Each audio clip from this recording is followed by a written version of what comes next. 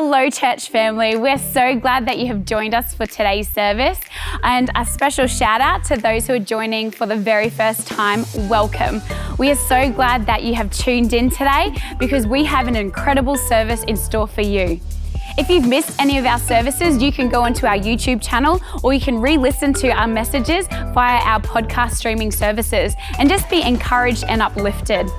Now today we have some incredible worship songs for you, and I am just so excited to be worshiping alongside you in spirit. So why don't we just lift up a shout of praise this morning. You can stand up or sit down and let's sing together this morning.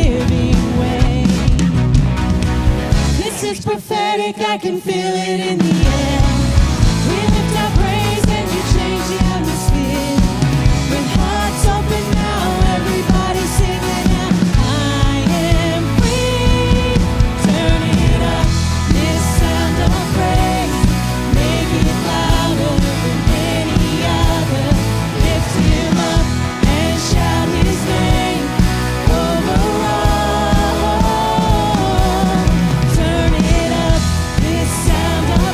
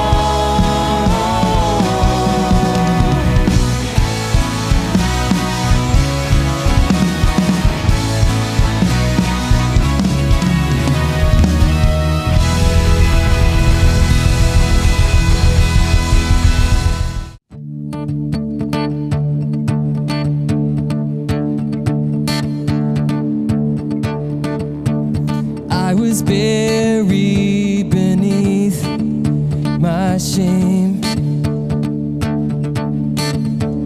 Who could carry that kind of weight? It was my tomb till I met you. I was breathing but not alive. All my failures I tried to hide. It was my tomb till I met you. You called my name and I ran out that grave. Out of the darkness into your glorious day. You called my name and I ran out that grave. Out of the darkness into your glorious day.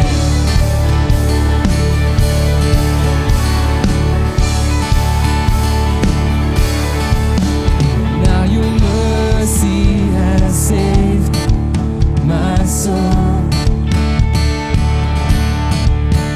Now your freedom is all that I know. We all made new. Jesus, when I met you, you called my name and I ran out that grave.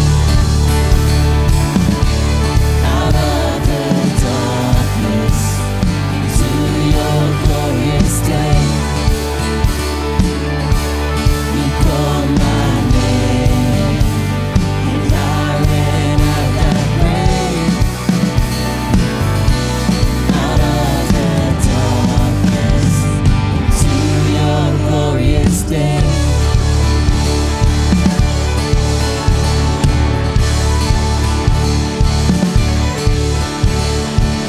I needed rescue, my sin was heavy.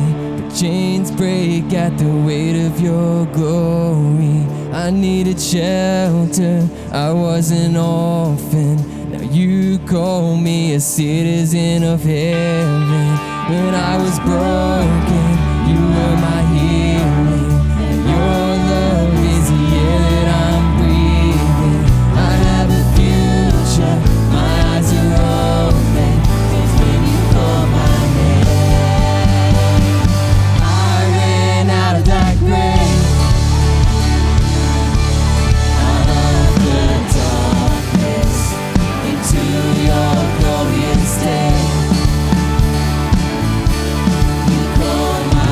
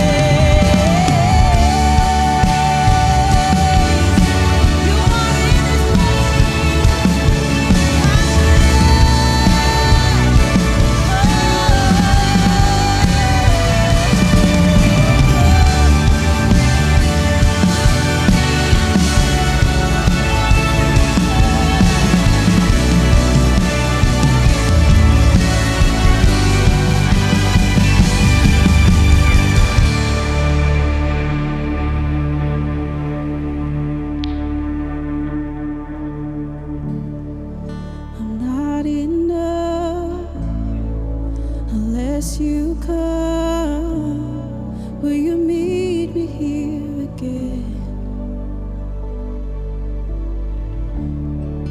'Cause all I want is all you are.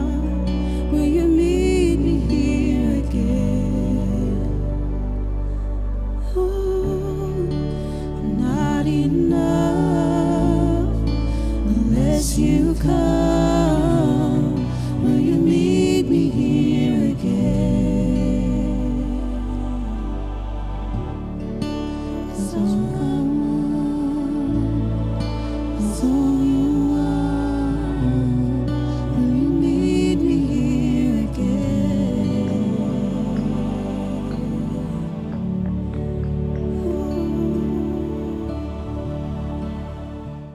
What a declaration from the heart. I'm not enough unless you come. Will you meet me here again? It's all I want, because all I want is all you are. Will you meet me here again?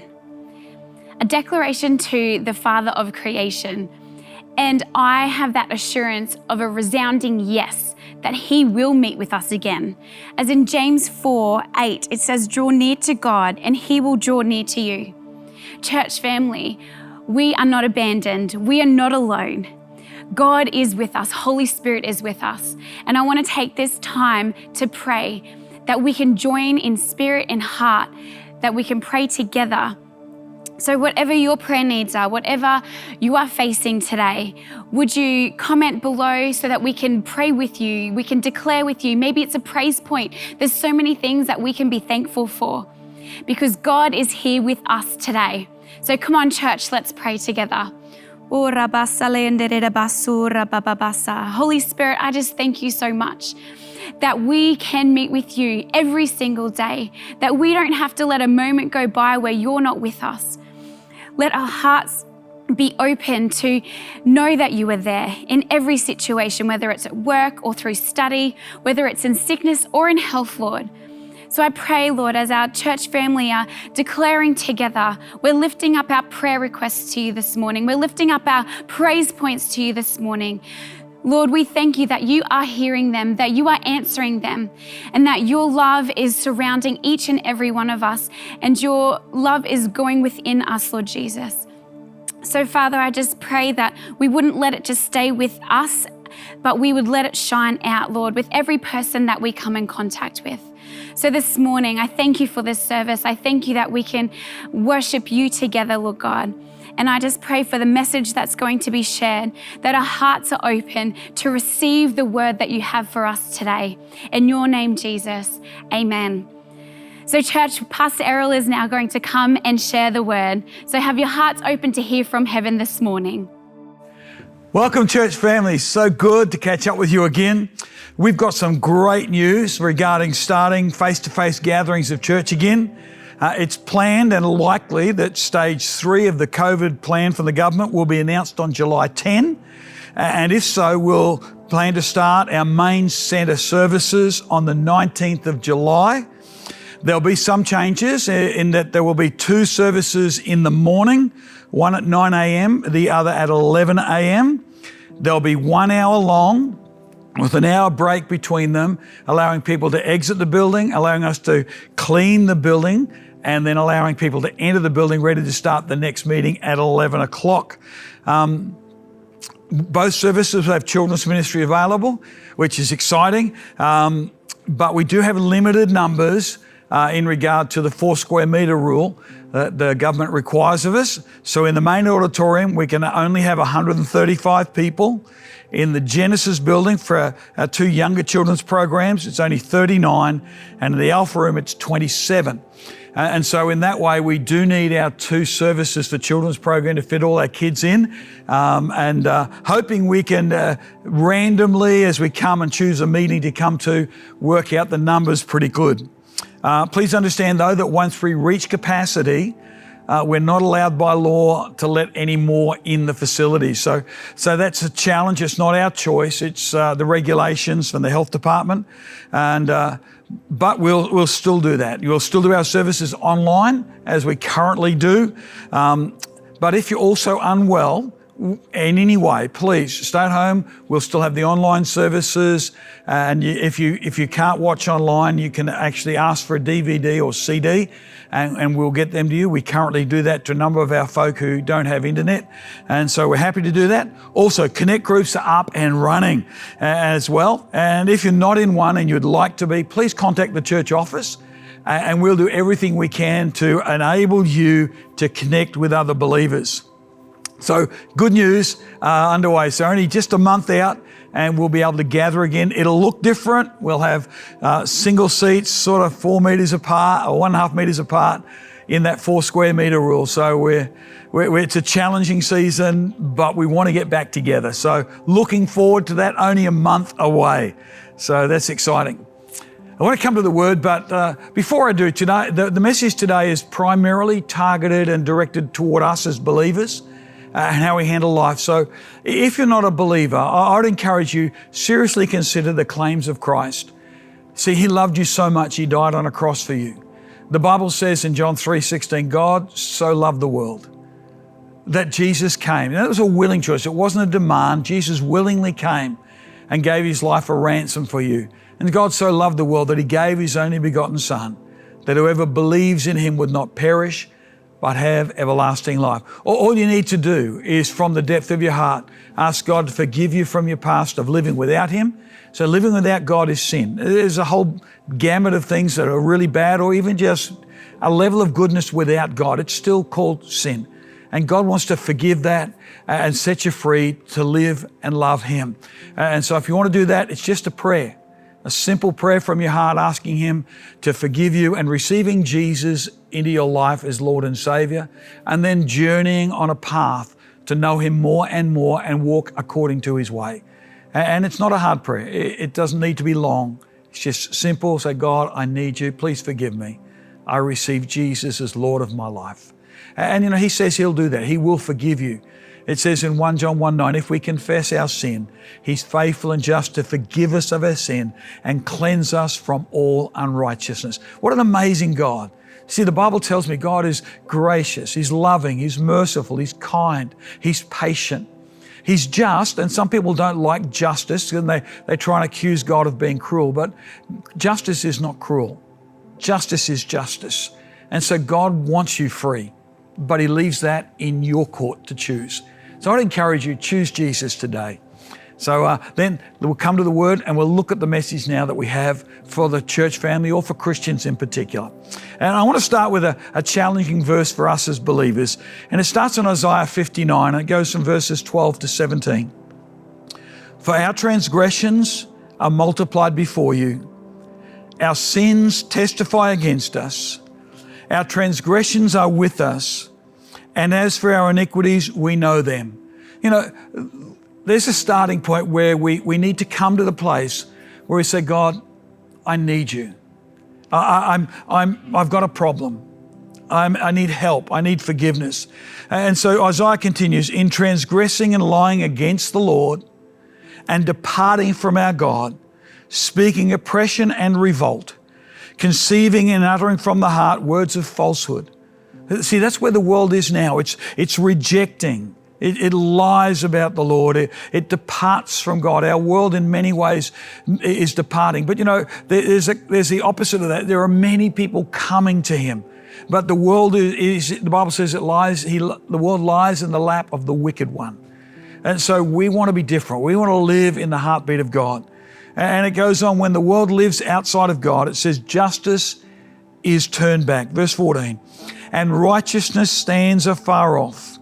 For truth is fallen in the street, and equity cannot enter. So truth fails, and he who departs from evil makes himself a prey. In other words, if you want to do good, you become a target of attack. If you want to speak the truth, people will attack you. Then the Lord saw it, and it displeased Him that there was no justice. See, God is a God of truth and honesty and justice and love and mercy. He saw there was no man and wondered why there was no intercessor. Therefore His own arm brought salvation for Him, and His own righteousness, it sustained Him. For He put on the righteousness as a breastplate and a helmet of salvation on His head. He put on the garments of vengeance for clothing and was clad with the zeal with zeal as a cloak. You know, there will come a day of judgment, but that's not here yet.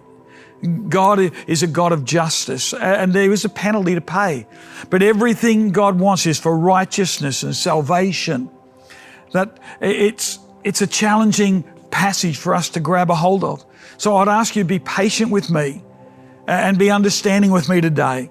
And in expectation that I probably won't get all this right. I apologize beforehand if I offend anybody. It's not my intent. My heart is that, as you heard me say numerous times, the foundation of our faith is God's love and the God of love, His love in us, through us to a hurting world. So there's no sense of condemnation. I love people all over the world. I'm so gracious that God has put me in a world that He loves, and that I know I'm loved by Him. Now, I don't want to too deeply address the whole Black Lives Matter specifically at this time, other than to say that the two main phrases used of themselves in this tension actually in no way disagree with one another. Now listen, I'm talking the phrases. The phrase that all lives matter does not negate the fact that Black lives matter. And the comment Black lives matter does not negate that all lives matter. See, it's how we interpret what these phrases mean that creates the tension and where the issues arise. It's when we hear it, what happens within us. It's not what happens outside. It's what happens within us when we hear these words. Because as simple phrases, I agree with both of them. I completely agree that all lives matter, but I completely agree that Black lives matter. You know, I've met with and listened to some Indigenous leaders who've watched their parents and their whole mob slaughtered by the landowners. I've talked with others who've watched their parents lynched, and I've heard their heart. I've worked with and loved them very much, and I've found our Indigenous people, our brothers, to be often more gracious than many of us. I've worked with them, and as a church, we support Indigenous communities. We support a church in the Kimberleys specifically through a passion and a mission of our church. We also support another organisation which works right through the country with Indigenous people, from Port Hedland and Halls Creek and Wyndham and Kununurra and Bulla in West Australia, to Timber Creek in the Northern Territory, and right across to Cape York, Cowan, and down to Shepherd and Victoria, across the southwest corner in the bottom end of WA.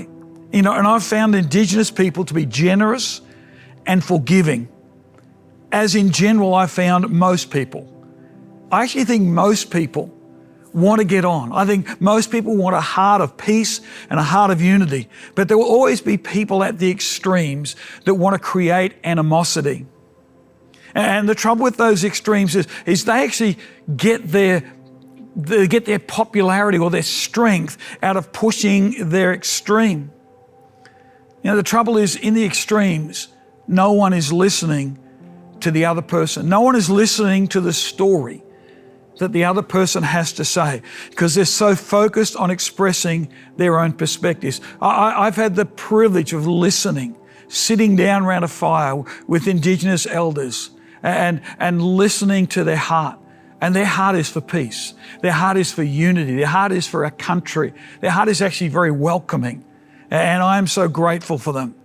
And if I was to say anything to us all, I would say that we all need to listen, to hear, and to respect each other, because this is the only way to true reconciliation. In marriage counselling, one of the greatest challenges I find with most couples is this area of communication and conflict resolution.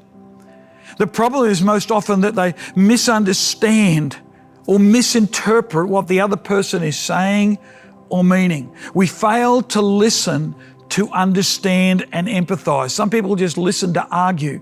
We need to listen to understand and empathise. You know, and I will never know completely how another person feels. But I can at least try. I can try to hear them out, to ask questions to assist my comprehension, to try to imagine what it might be like to walk in their shoes, as it were. In all of this, we must always come back to the truth, not what we think is the truth. That means we need to search and to research so that all reconciliation is based in truth and not falsehood. A reconciliation between a man and a wife, between parents and children and parents, between people at school, between races, between ethnic groups. It all is based in truth. And as Christians, we have a God who is Jesus, who declared, I am the way, the truth, and the life. We cannot be reconciled to one another properly until we're reconciled to God. And we cannot be reconciled to God until we face the truth that we are all sinners.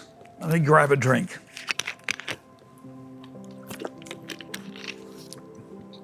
Romans 3:23 says this, all have sinned and fall short of the glory of God. What a great starting place. There's no race or culture or class or sex mentioned, just that all have sinned. And Romans 6:23 says the wages of sin is death, but the gift of God is eternal life in Christ Jesus our Lord. Well, who can get that gift? Well, Romans 10:13 says this, whoever calls on the name of the Lord shall be saved. Listen, there's no mention, no discriminating issues. Whoever can receive this gift of eternal life in Christ Jesus our Lord. I think it might also be good to remember that Jesus was not a white man. And so when I think about this, a man of colored skin who was also God sent his message to people within and outside his own culture and skin color. And Paul explains this principle in 2 Corinthians 5:18. All this is from God, who reconciled us to himself through Christ and gave us, this is us Christians, listen, gave us the ministry of reconciliation. That God was reconciling the world to himself in Christ, not counting people's sins against them, as he has committed to us the message of reconciliation. Our calling as Christians, regardless of our culture, wherever a person names the name of Jesus, regardless of our culture, race, or gender, is one of bridging across those races, classes, and cultures, of building a reconciliation. And how as a whole, the gospel should enable us to become a healing, transformative community in ways far beyond anything we could have imagined. We win people by goodness, not regulation or judgment. That does not mean we disagree or disregard the truth. As we read from the start, truth is fallen in the streets and equity cannot enter. You can't have equity without truth. Without truth, it'll never be. To have truth, we need to hear the whole story, the journey of life, the journey of every person. I mean, my story is there, your story is there. Let me give you a quick overview of my story.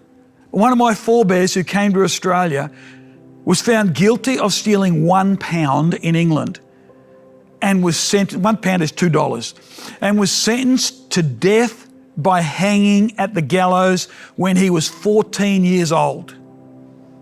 At that time, there was no equity for the poor in England, white against white, discriminating by social class, and the punishments were horrendous. The sentence of death was commuted to transportation. He was ripped away from his family, sent halfway around the world, never to see them again, as a convict, to serve as a slave in this nation. We were sent here as punishment, many of us. Missionaries spoke up for the convicts, and over time, we overcame the circumstances. Well, that's what the Bible says Christians should do. We should overcome and help others overcome. See, we can live as victims or those who triumph and set others free. And I refuse to let my past limit my future. In that, I believe I can help others and speak up to truth for all. Listen to Proverbs 31:8 out of the NET version. Open your mouth on behalf of those unable to speak, for the legal rights of all the dying. In the CEV, verses 8 and 9 says this, but you must defend those who are helpless and have no hope. Be fair and give justice to the poor and homeless. See, I have a hope that we can find a path to reconciliation that is equitable in our nation, or at least in the church. When I read Revelation, I see it.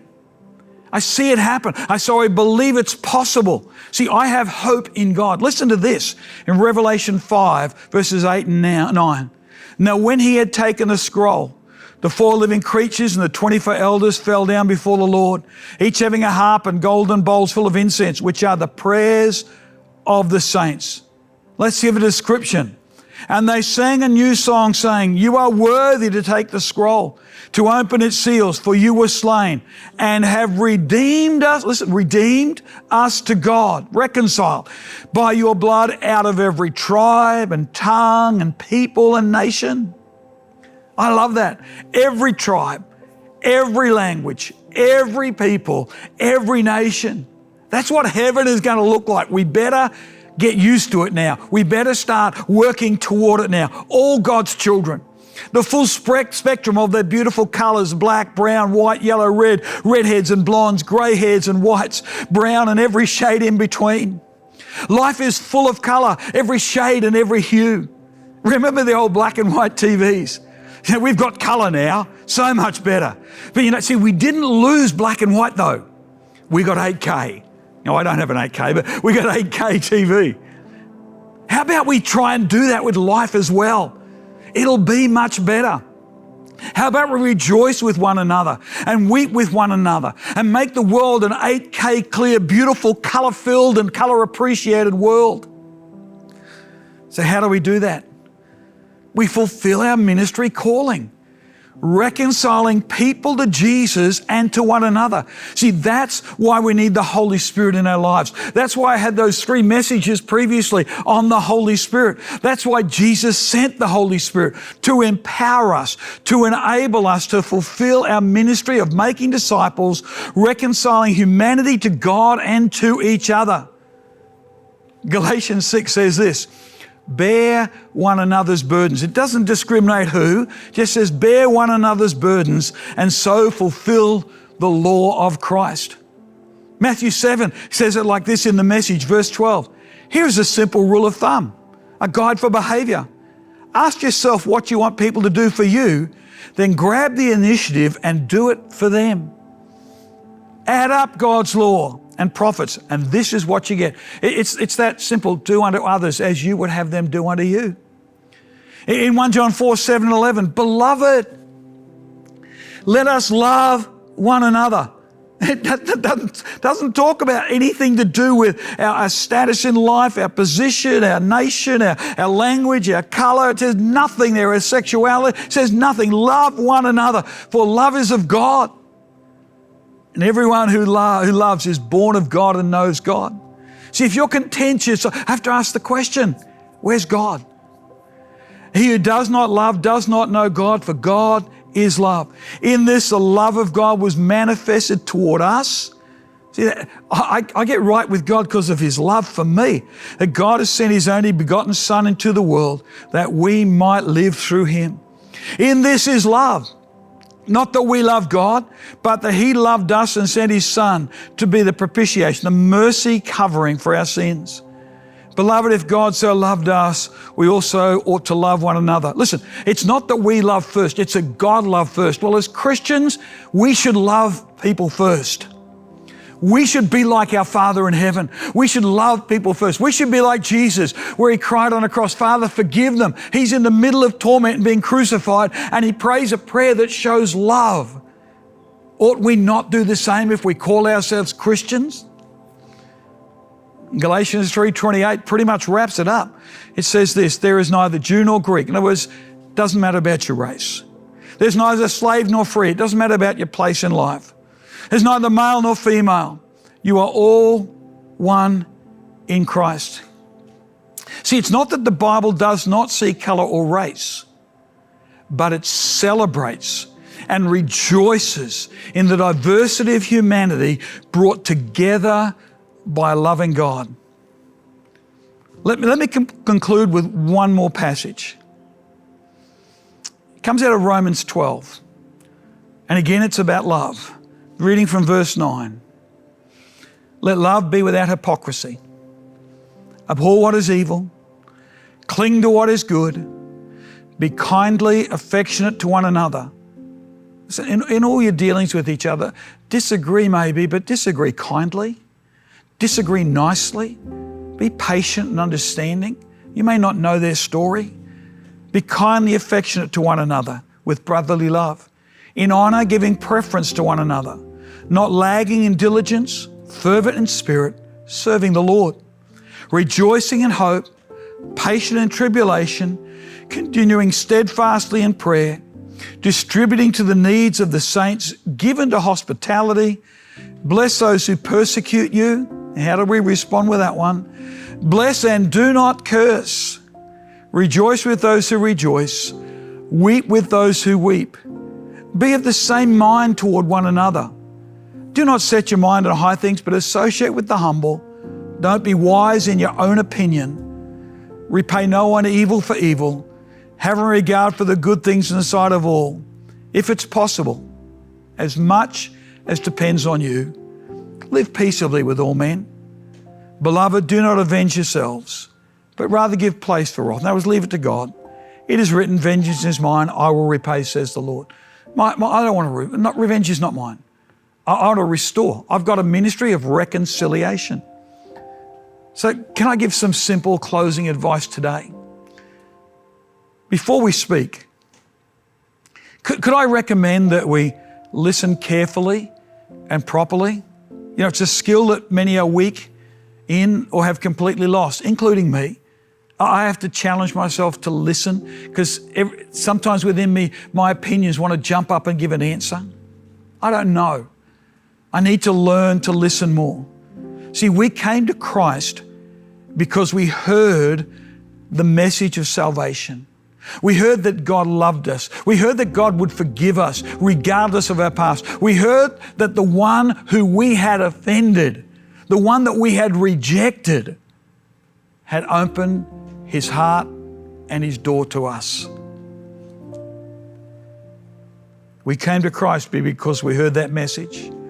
So let's hear one another as well. The heart cries, the pains, the joys and the sorrows, the hopes and the dreams of a better future, a better story in the days ahead than the past, a better story than we have right now. Let's listen. In many ways, to listen properly actually demonstrates love. See, it's not my job to get even. Revenge is not justice, and it's certainly not the truth. It's my calling to reconcile and to love without hypocrisy. This church family, Heritage, as Christians, this is our first calling, reconciling. Or in other words, connecting people of all colour and all races and all gender, connecting people to Jesus. And we can't do that without also connecting to one another. And as our church sign says out the front, our calling, our mission, reconciliation, connecting people to Jesus. Let me pray for you. Heavenly Father, right now,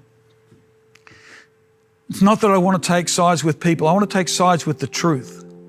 Help us to have ears that would hear the stories that people have, to listen patiently, listen to comprehend, not listen to argue, listen to understand, so that we might be those who fulfill the law of Christ by loving one another. We might be those that demonstrate reconciliation. They would see people in church reconciled to one another, and the world would want that because the Bible says they would see our love one to another and know we're Christian. Lord, I pray that we would be more and more like that each day. Give us courage, give us wisdom, give us patience, give us understanding. Holy Spirit, fill and overflow our lives that we might be kind to one another, that we might be gracious to each other, that we might demonstrate the love of God in our words and our deeds, and that we might reconcile people to you, and we might connect people to Jesus. We ask this in your mighty name, Lord Jesus. Amen. Good morning, church. If you're watching in the morning, if you're watching it later in the day, good evening or whatever. So good to have you with us. And remember, let's connect people to Jesus. God bless you all.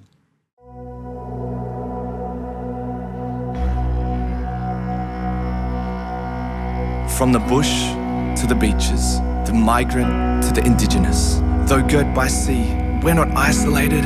We're the great south land of the Holy Spirit.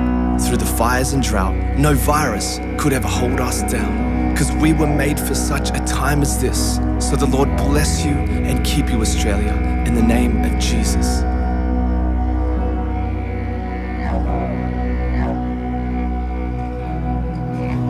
The Lord bless you and keep you.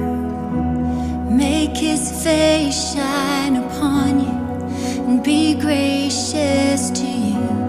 Lord, turn His face toward you And give you peace.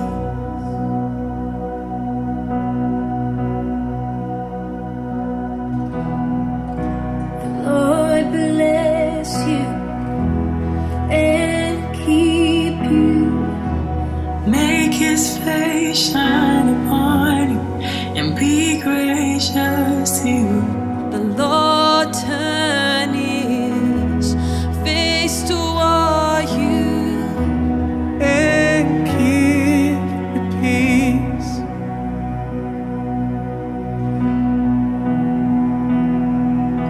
and Amen. Amen.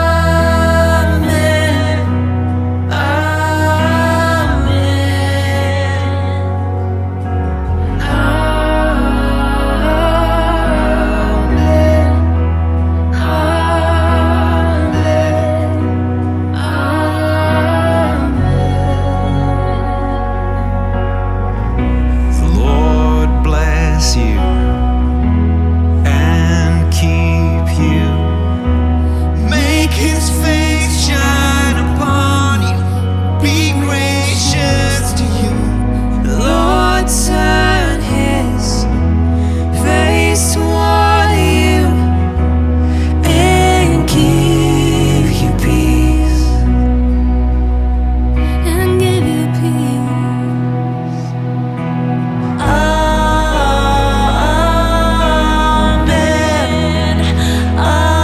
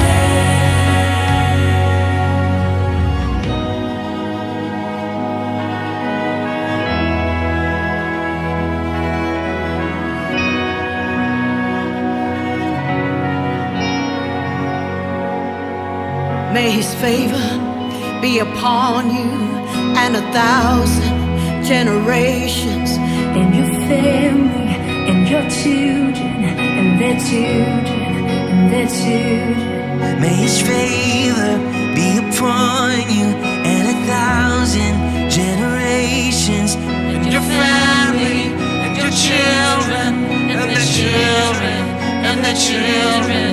may His favor be upon you and 1,000 generations, and your family, and your children, and the children, and the children.